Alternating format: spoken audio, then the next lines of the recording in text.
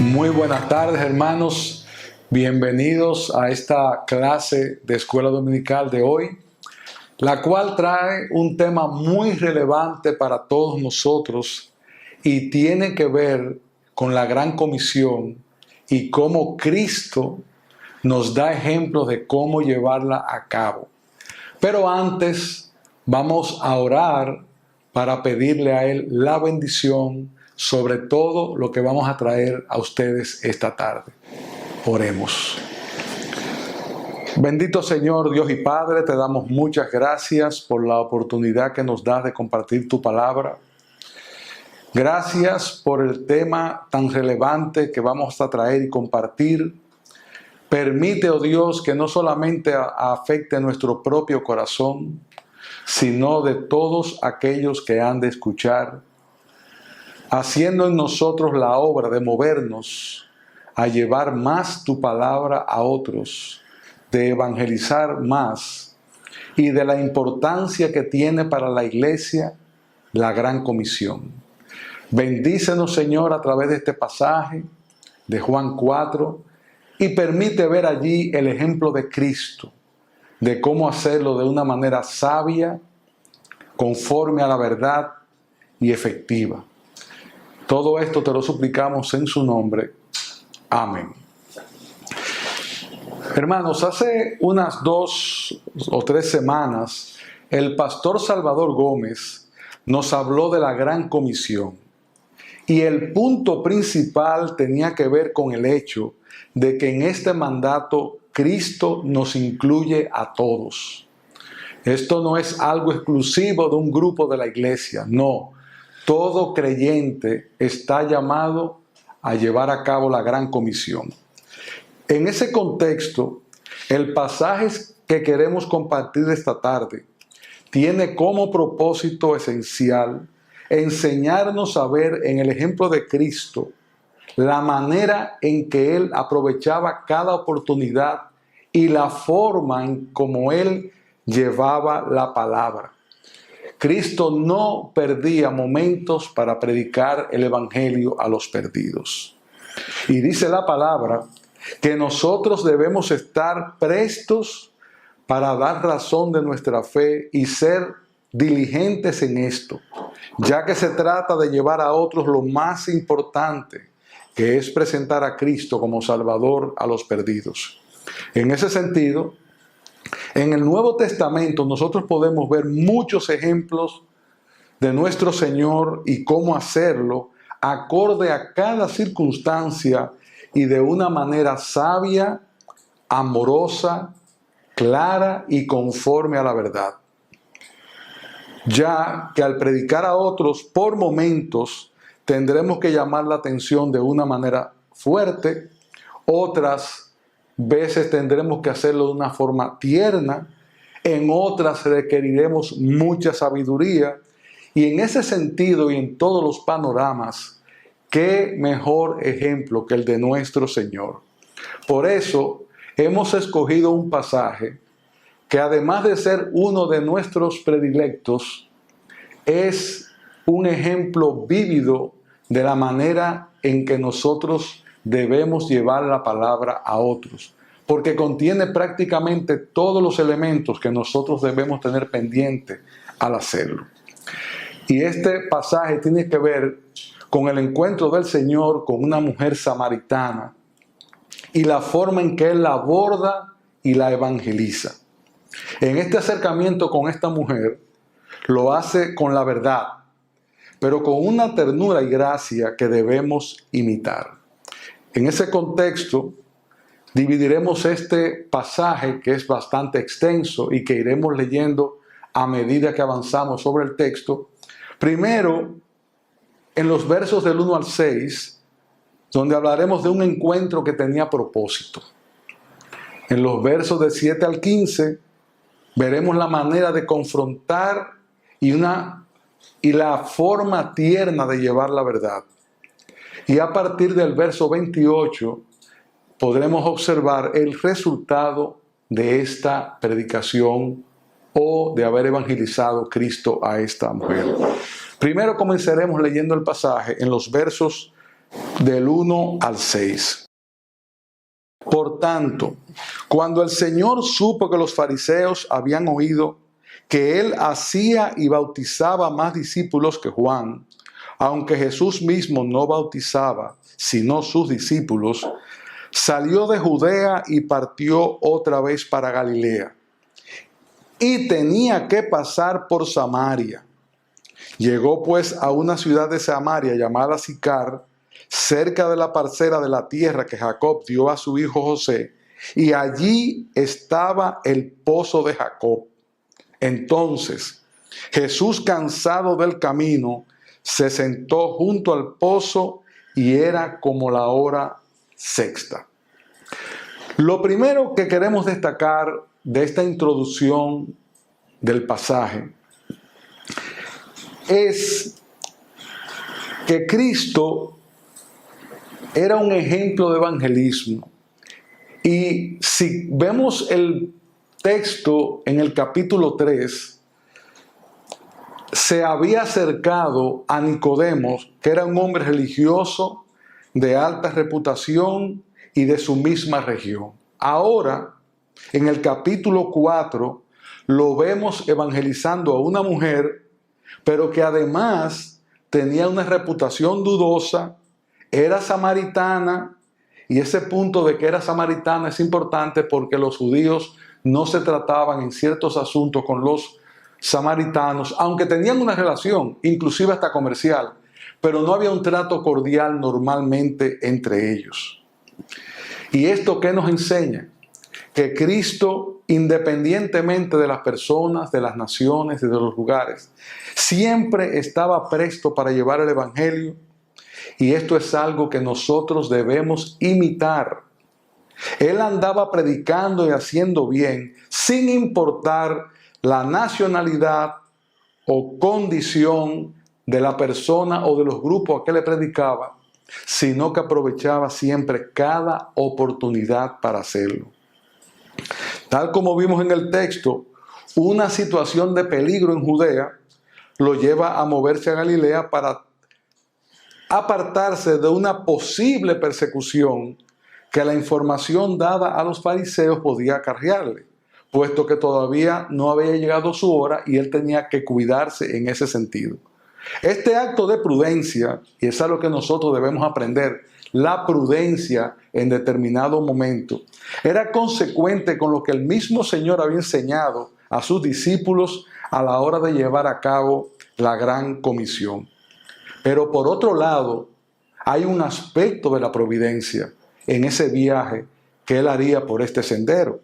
Y es que Dios tenía un plan en el encuentro de Cristo con esta mujer samaritana para predicar la palabra no solamente a ella, sino a muchos de este grupo, como veremos más adelante. Hermanos, muchas veces debemos dejarnos guiar por la providencia, debemos dejarnos guiar por Dios, debemos dejarnos guiar por ese impulso que a veces sentimos de hablar a otro y que nos da temor o que pensamos que no es adecuado. Es verdad que habrá momentos que no son adecuados, pero también es importante dejarnos guiar por el Espíritu cuando nos está moviendo a hacer algo que aún nosotros a veces no entendemos del todo. Este era el caso. Cristo tomó un camino que a lo mejor no era el más adecuado, pero en ese camino iba a tener un encuentro que tenía un propósito y Dios ya así lo había determinado. Y eso puede pasar con nosotros muchas veces.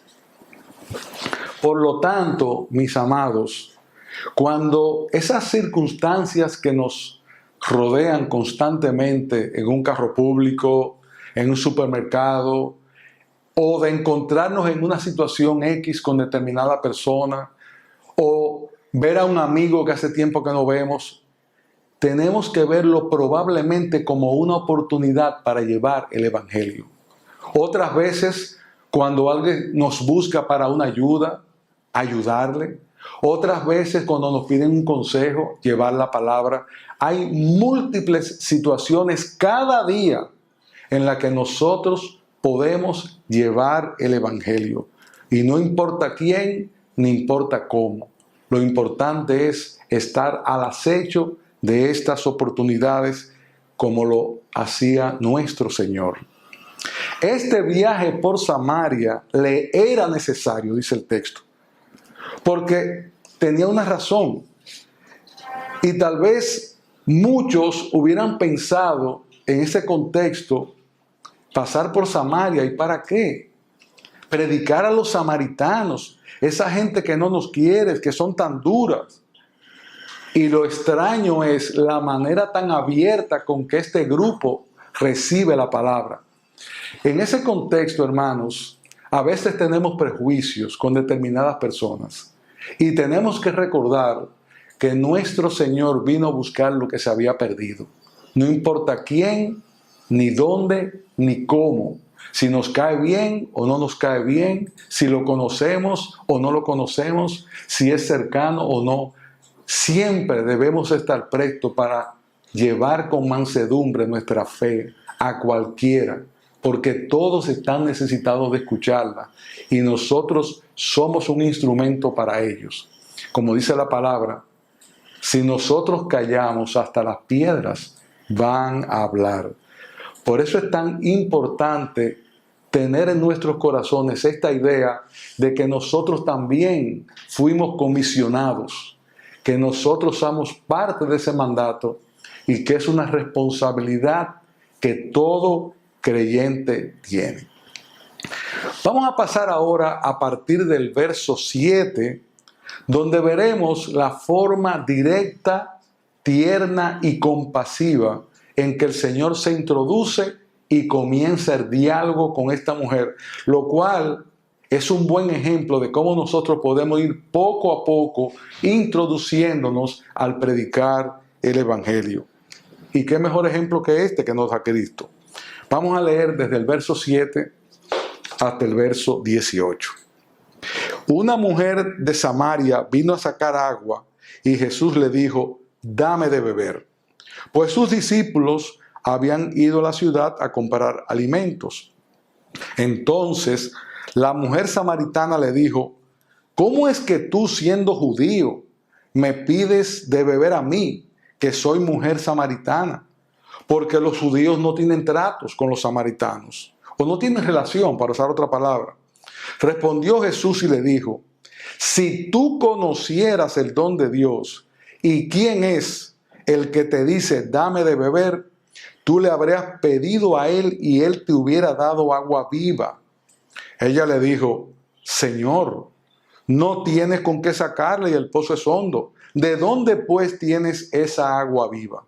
¿Acaso eres tú mayor que nuestro padre Jacob, que nos dio el pozo del cual bebió él mismo y sus hijos y sus ganados?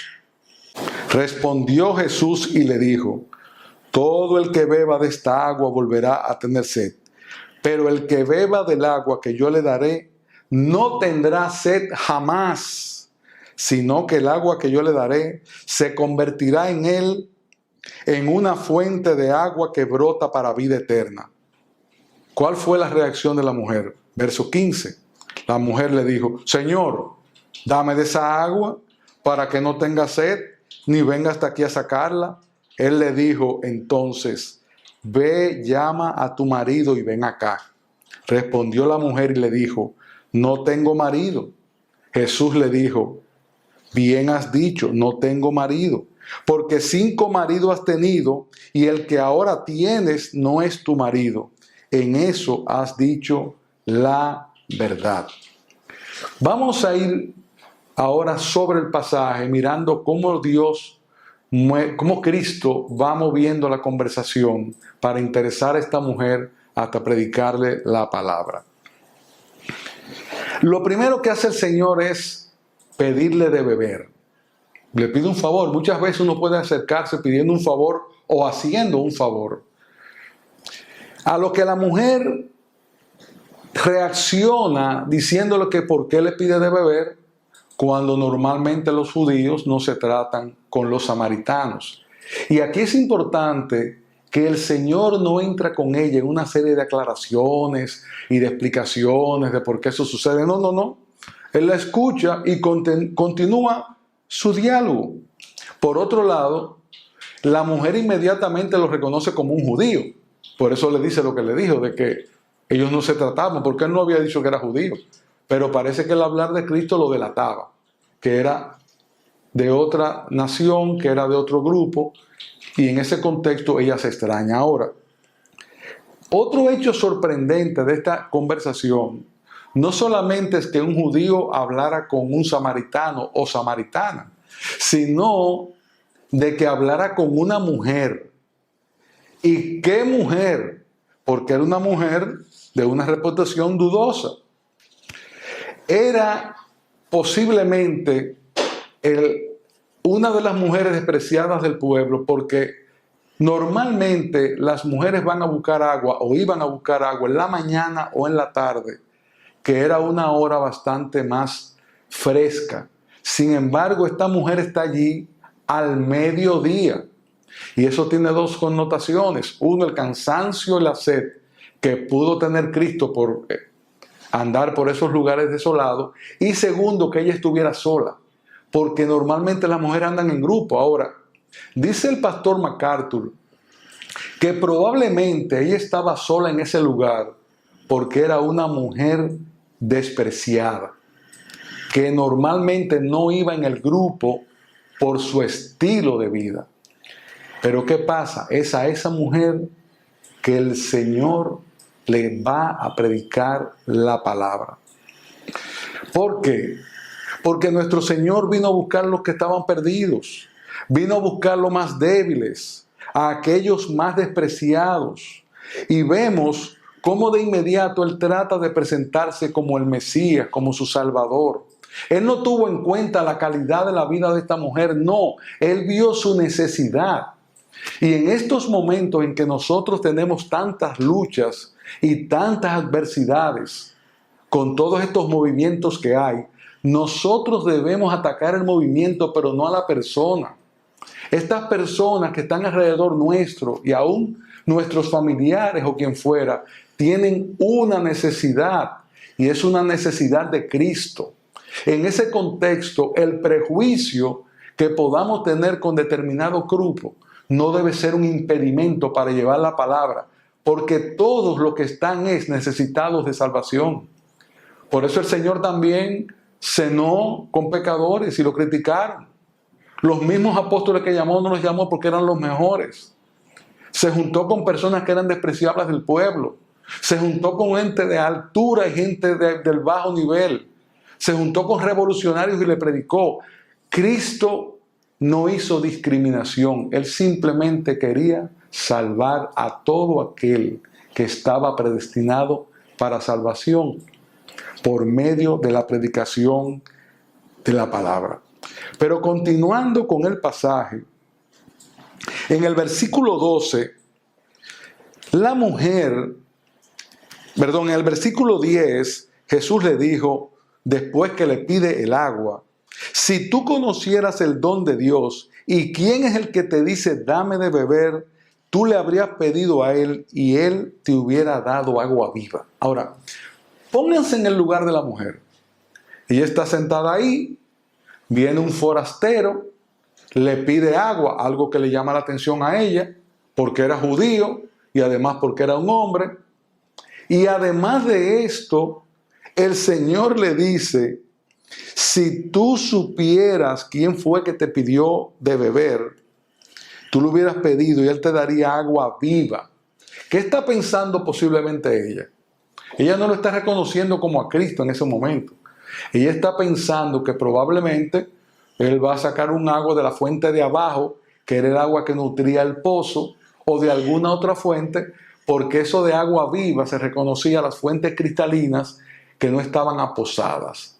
Y posiblemente la mente de ella se va al hecho de esa agua viva, no necesariamente a lo que Cristo le está queriendo decir con ese tipo de agua que ella debía beber. Sin embargo, la pregunta tiene otra connotación y es inquietarla para averiguar cómo iba a sacar esa agua o qué tipo de agua era esa. Ella le dijo entonces, Señor, no tienes con qué sacarle y el pozo es hondo. ¿De dónde pues tienes esa agua viva? y ahí mismo desvía la conversación a otro tema. ¿Acaso eres tú mayor que nuestro padre Jacob, que nos dio el pozo del cual bebió él mismo, sus hijos y su ganado? ¿Qué pasa? Respondió Jesús y le dijo: todo el que beba de esta agua volverá a tener sed, pero el que beba del agua que yo le daré no tendrá sed jamás, sino que el agua que yo le daré se convertirá en él en una fuente de agua que brota para vida eterna. En ese contexto, volvemos al punto que hablamos anteriormente. Cristo no comienza a aclarar el tema de Jacob, del pozo, si le pertenecía. No. Él nos desvía la atención. Cosa que muchas veces nos sucede a nosotros. Que estamos hablando con alguien de la palabra, nos pone otro tema, queremos explicarle el tema y nos desviamos completamente del propósito. El Señor le escucha, pero Él continúa hablando. Por otro lado, es probable que cuando Él le habla de un agua viva que brota para vida eterna, en una interpretación personal del asunto, es posible que el interés de ella en ese momento, más que obtener el perdón de Cristo y que éste le había declarado, estaba en beber de esa agua que él le ofrecía y que podría llevarla a tener vida eterna o no tener más sed en el sentido físico de la palabra. Y es algo que muchos buscan en esta generación. Cuando tú le estás predicando la palabra, muchos se interesan por el resultado que tiene el conocer la palabra, pero no quieren comprometerse pidiendo perdón por sus pecados y entendiendo que de lo que estamos hablando es de salvación.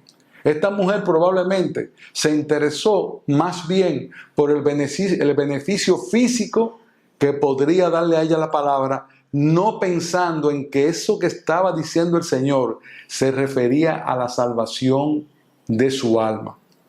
Pero ya ella estaba inquieta, ya ella quería de esa agua, ya ella estaba estableciendo un diálogo con Cristo. Y entonces, ¿qué había logrado el Señor hasta este punto? Primero, establecer un diálogo con una extraña. Segundo, ya comenzó a ganar su confianza. Y tercero, al hacerle esa proposición, despierta en ella un interés que pone en su mente el hecho de preguntar: ¿y quién es este hombre que me está ofreciendo esto? Pero en verdad, todavía la mujer no sabía quién era él. Sin embargo, le pide del agua que le está ofreciendo y eso le da una oportunidad a Cristo. Ahora, yo les hago una pregunta. Cuando las personas nos ven a nosotros, ¿quisieran ellos tener lo que nosotros tenemos? ¿Refleja nuestra vida una situación o una diferencia con los demás que provoque en los demás en decir: yo quiero lo que tú tienes, yo quiero eso que tú encontraste, yo quiero eso que tú conseguiste? Porque esta mujer, cuando el Señor le habla de agua de vida, aunque ella no había comprendido las implicaciones, ella quería de esa agua. Así nosotros debemos vivir de tal manera que los demás se interesen también en preguntarnos qué pasó, qué ha cambiado nuestra vida, qué es lo que tenemos que ver en ese gozo a pesar de las circunstancias, qué es lo que tiene nuestro matrimonio que llama la atención en su forma de manejarse. Nosotros de esa manera también vamos a atraer la atención para que la gente diga: yo quiero de eso. En este caso era del agua. En nuestro caso, de yo quiero esa vida que tú tienes. Ahora, para tú tener esa vida, entonces entra la parte del Evangelio. Y ahí es que nosotros tenemos que predicar y decir qué fue lo que pasó que nos transformó. Pero nuestro testimonio, hermanos, es muy importante. La gente debe querer eso que nosotros tenemos. Ahora, todo va maravillosamente bien en la conversación. Hasta ahora hay una vamos a decir, va todo fluyendo, hasta el versículo 15, donde la mujer pide de esa agua de vida eterna, y el Señor, con mucha sabiduría, continúa haciéndole una petición. Cuando ella le dice, Señor, dame esa agua para que no tenga sed, ni venga aquí a sacarla. Él le dice, ve, llama a tu marido. Miren, hermanos, eso parece como que Cristo desvió la conversación, pero no fue así. El Señor la quería enfrentar con su pecado, pero fíjense la manera en que lo hace. Le dice, si está bien, dame del agua, o yo te voy a dar del agua, pero ve, busca a tu marido, porque el Señor sabía de antemano que esta mujer tenía una situación pecaminosa, pero Él no le dice, mira tú, pecadora, que vienes sola a buscar el agua, porque las demás no quieren juntarse contigo. Tampoco tuvo temor de decirle, busca a tu marido, sabiendo él lo que eso podría provocar en ella. La iba a enfrentar. Ahora, ¿qué pasa? Que este enfrentamiento con su vida de pecado la hace a ella contestar lo que estaba pasando con su marido. Respondió la mujer y le dijo, no tengo marido. Jesús le dijo, bien has dicho, no tengo marido, porque 5 maridos has tenido y el que ahora tienes no es tu marido. En eso tú has dicho la verdad. Es importante que en este proceso en que Cristo ha ido poco a poco con esta mujer samaritana, para ganar su alma, el Señor apela a cada parte de la personalidad para alcanzar su propósito. Primero, con amabilidad le dice, dame de beber. Segundo, apela a su curiosidad. Si tú conocieras quién es el que te dice, dame de beber. Por otro lado, a su deseo de satisfacción y descanso eterno. El que bebiere de esta agua que yo le daré, no tendrás sed jamás. Y ahora le apela a su conciencia.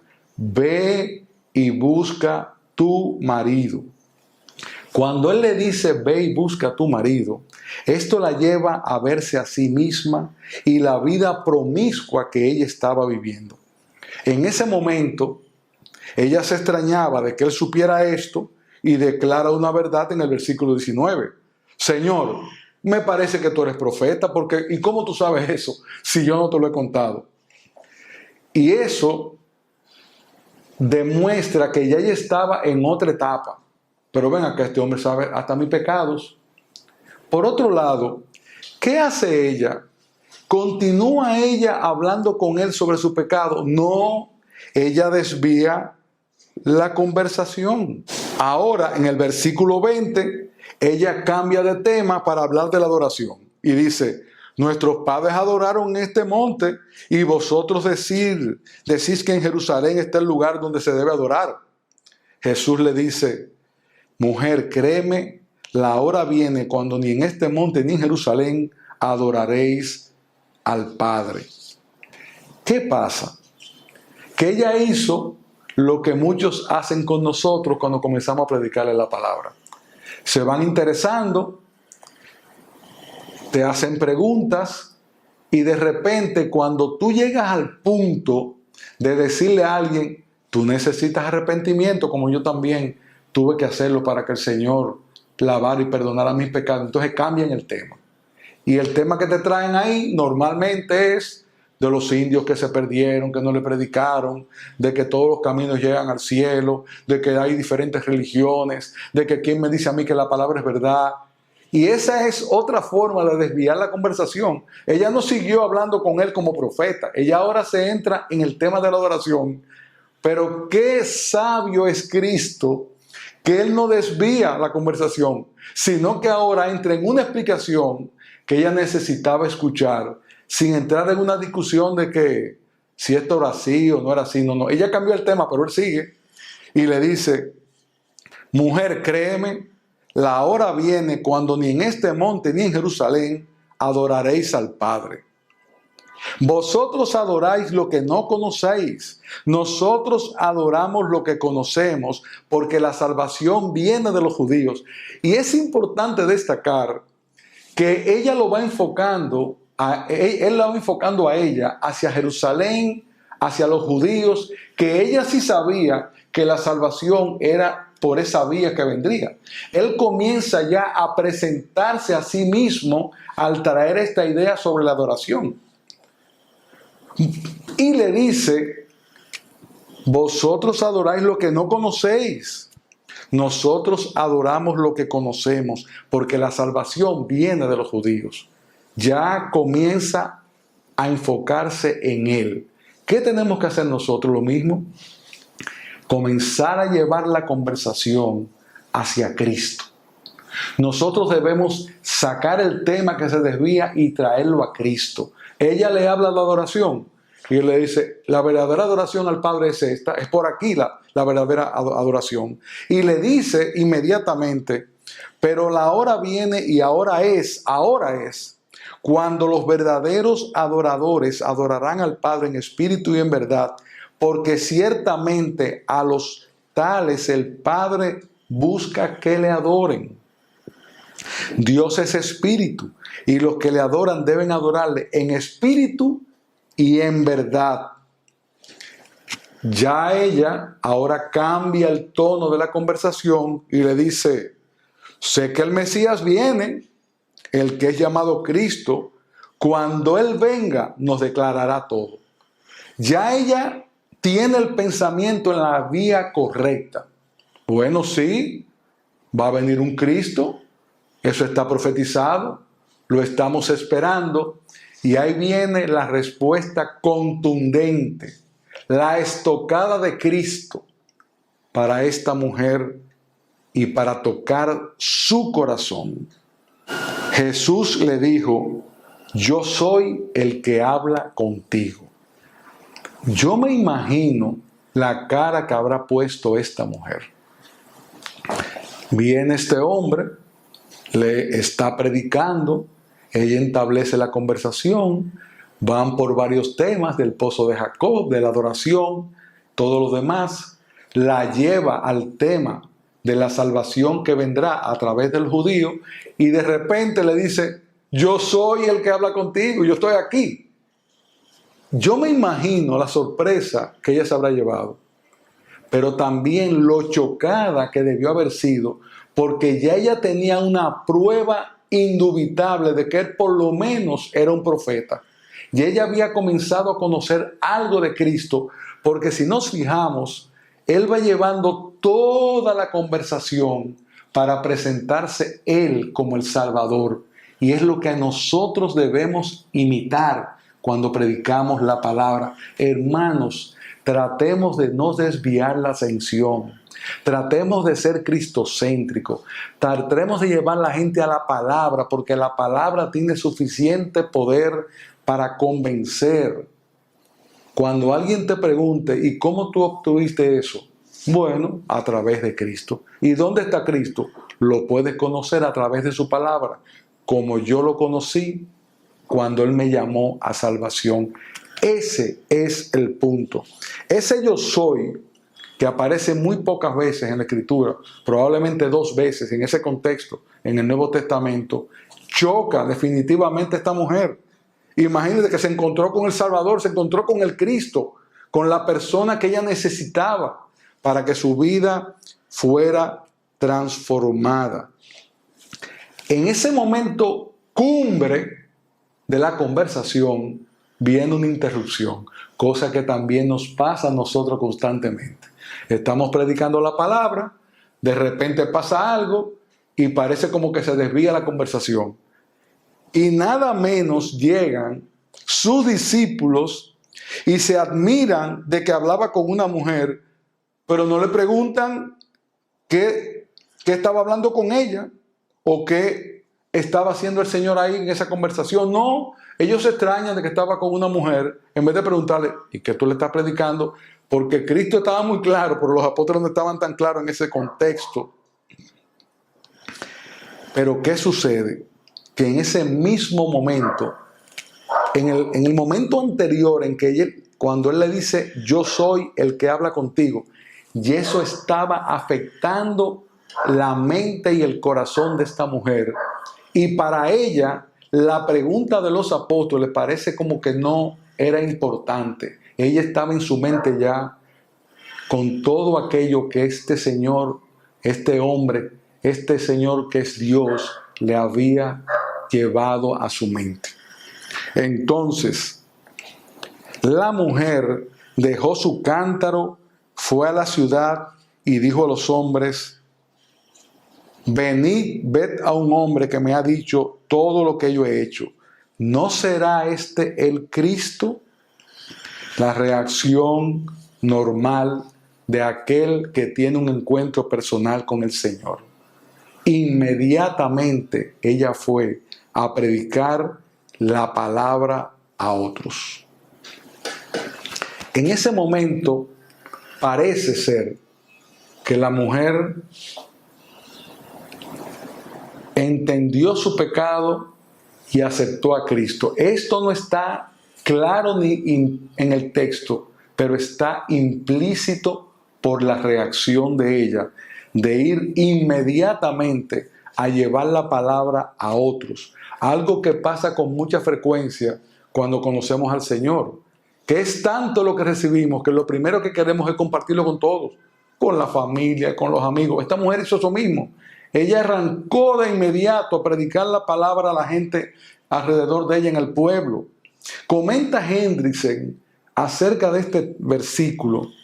El verdadero tema aquí no es la salvación de esta alma, ni tampoco el de la salvación de muchas almas en la provincia de Samaria, sino el de la forma en que por medio de esta obra se hace manifiesta la gloria de Dios en Cristo. Esta historia, amados hermanos, que va concluyendo de esta forma, debe enseñarnos a nosotros que no importa quién es la persona, siempre debemos llevar el Evangelio. Y por otro lado, que los resultados solamente Dios los puede conocer. ¿Por qué? Porque ahora ella se convierte en un instrumento para llevar la salvación a su gente. En el versículo 29 dice, venid, ved a un hombre que me ha dicho todo lo que yo he hecho, ¿no será este el Cristo? Y salieron de la ciudad e iban a él. Mientras tanto los discípulos le rogaban, Rabí, come. Pero él les dijo, yo tengo para comer una comida que vosotros no sabéis. Resultado final de la historia, y de aquella ciudad muchos de los samaritanos creyeron en él por la palabra de la mujer que daba testimonio diciendo, él me dijo todo lo que he hecho. De modo que cuando los samaritanos vinieron a él, le rogaban que se quedara con ellos y se quedara allí por 2 días. Y muchos más creyeron por su palabra. Y decía a la mujer, ya no creemos en lo que tú has dicho, porque nosotros mismos le hemos oído y sabemos que este es en verdad el Salvador del mundo. Y confiesan a Cristo por el testimonio de esta mujer. Ellos quieren que se queden con él un judío, porque habían encontrado en él al verdadero Salvador. Y es una obra tan portentosa que eso no pasó en varios días. Eso pasó en horas, porque él lo que estuvo en medio de ellos fue como 2 días y se quedó ahí. Ese es otro punto. Cuando él ve el interés que ellos tienen, él no siguió caminando. No, él se detuvo ahí a seguir predicando la palabra. Entonces, un grupo de gente adversa a los judíos son los que responden con muchísima facilidad a la palabra, porque ya el Señor había predestinado para salvación a esta gente. Hermanos, tenemos que predicar a tiempo y fuera de tiempo. A veces le predicamos a una sola persona y no sabemos que a través de esa sola persona muchos otros también vendrán al Señor. Por eso es tan importante este pasaje. El foco era la samaritana probablemente, pero detrás de la samaritana había un grupo muy grande de personas que también necesitaban a Cristo y que le aceptaron con una facilidad que ni siquiera los mismos judíos habían aceptado. No tengamos prejuicio, hermanos. A veces el que menos uno espera es el primero que se convierte, porque esto no depende de nosotros, sino de Dios. Cuando una persona ha sido llamada a salvación, alégrate de que tú seas el instrumento para llevarle la palabra. Finalmente, y recapitulando, ¿qué aprendemos de toda esta historia? Primero, a ser sensibles cuando la providencia nos está poniendo por delante una oportunidad para presentar a Cristo. Dejémonos llevar por el Espíritu, dejémonos mover, no pongamos un obstáculo, hermanos. Segundo, que siempre que nos sea posible tomar la iniciativa de ganar a los que están alrededor de nosotros. Interesarlo en el tema del Evangelio. No atacar, no crear controversia, sino presentar con mansedumbre la verdad.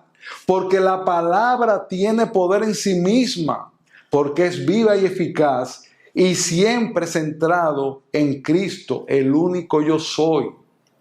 No comencemos a argumentar con temas. Es bueno estar preparado para dar defensa con temas científicos y con la evolución y con lo otro, pero no es demostrar esto lo que va a convertir un alma. Eso puede servirnos como una introducción. Lo que va a dar el punto en ese corazón, lo que va a herir ese corazón, es la palabra. Por eso debemos enfocarnos en predicarla a tiempo y fuera de tiempo, sin desviar la atención, porque nuestro interés no es ganar una conversación, no es ganar un punto.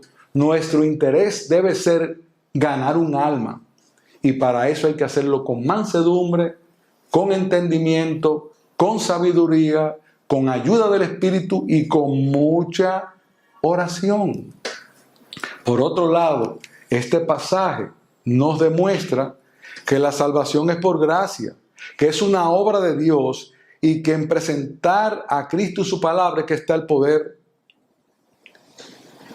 Por otro lado, que existen, y eso lo podemos ver en todo el Nuevo Testamento, diferentes métodos para evangelizar dependiendo de la persona y de la situación. Algunas veces tendremos que ser directos, otras veces tendremos que hablar con fuerza, pero otras veces lo tendremos que hacer con ternura, echando un brazo, dando una ayuda, haciéndonos accesibles. Son muchas las formas en que el Señor lo hizo. Y en ejemplo de esto está lo de Nicodemo. El approach o el acercamiento, mejor dicho, a Nicodemo fue un acercamiento de otra forma, porque Nicodemo era un hombre entendido. El acercamiento a esta mujer es de una manera, porque esta era una mujer pecadora, posiblemente despreciada de la sociedad. Finalmente, es importante que en nuestra conversación lleguemos al punto donde la persona entienda que está muerto en su pecado y que necesitan ser nacidos de nuevo, porque esta es la única opción, no hay otra. Apartados del camino de Cristo, nadie encuentra la salvación, porque Él es el camino, es la verdad y es la vida. Es importante, hermanos, tener muy pendientes la oración. Y esa oración puede ser de dos maneras. Una, prepararnos orando si tenemos una cita previa que nos dé el momento para orar, porque el poder no está en lo que vamos a hablar, sino en que Dios haga la obra y su palabra. O si es algo rápido, se lanzan dardos al cielo, pidiéndole al Señor que nos ayude. Y les digo algo, es muy bueno cuando estamos hablando ir orando. O es muy bueno si vamos de dos en dos, que es normalmente ideal. Mientras uno está hablando, el otro está orando. ¿Por qué? Porque lo que va a hacer el efecto es Dios. Entonces rogamos a Dios para que su Espíritu Santo contriste esta alma, para que el Espíritu Santo muestre la verdad a esta alma.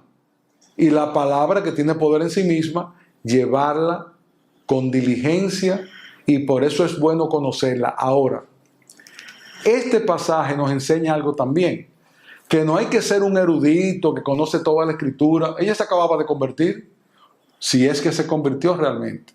Ella acababa de conocer al Señor e inmediatamente estaba predicando lo que ella sabía de Él. Por lo tanto, no importa si tú eres muy nuevo en la fe o si eres muy viejo, cada uno va a predicar acorde a lo que conoce. De hecho, muchos de nosotros predicábamos con más efectividad y mucho más cuando aún no conocíamos suficiente de la palabra, porque nuestra predicación era llevar aquello que había pasado con nosotros. Ven y ve lo que hizo conmigo, tú lo quieres. Y en ese contexto es bueno leer la palabra, es bueno profundizarla, pero no es necesario ser un erudito para llevarla, porque con la obra que Cristo ha hecho contigo es más que suficiente. Finalmente, hermanos, después de haber visto este pasaje como un ejemplo, ¿qué pedimos a Dios? Que Él nos ayude a ser un instrumento para llevar el Evangelio a muchos, y para que por pura gracia sean llamados a salvación, como lo hicimos nosotros porque alguien nos predicó, o como podemos hacerlo nosotros para darle a otros lo que nosotros tenemos, y aquello que, como decíamos al principio, es un mandato para todo creyente: id por todo el mundo y predicar el Evangelio, no a algunas criaturas, no en algún lugar, sino en cualquier lugar y a cualquiera que lo necesite. Porque finalmente la Escritura dice: todo el que cree en Él no será avergonzado. Quiere el Señor hacernos a cada uno de nosotros mejores instrumentos para llevar el plan de Dios adelante. Porque el privilegio es nuestro y el deber es nuestro. La gran comisión se dio para toda la iglesia. Que el Señor bendiga su palabra. Vamos a orar. Señor Dios y Padre, primero queremos pedirte perdón porque no somos todo lo diligente que debiéramos llevando tu palabra. Segundo, suplicarte que esta palabra obre en cada uno de los que han escuchado esta escuela dominical, para movernos a ser más diligentes en nuestro evangelismo con los demás. Ayúdanos, bendícenos como individuos y como iglesia. Gracias, Señor, por este ejemplo, y ayúdanos que, entendiéndolo, haya obrado en nosotros para movernos a ser más diligentes en este aspecto de nuestra vida. Te damos gracias por tu palabra y te suplicamos la bendición en Cristo nuestro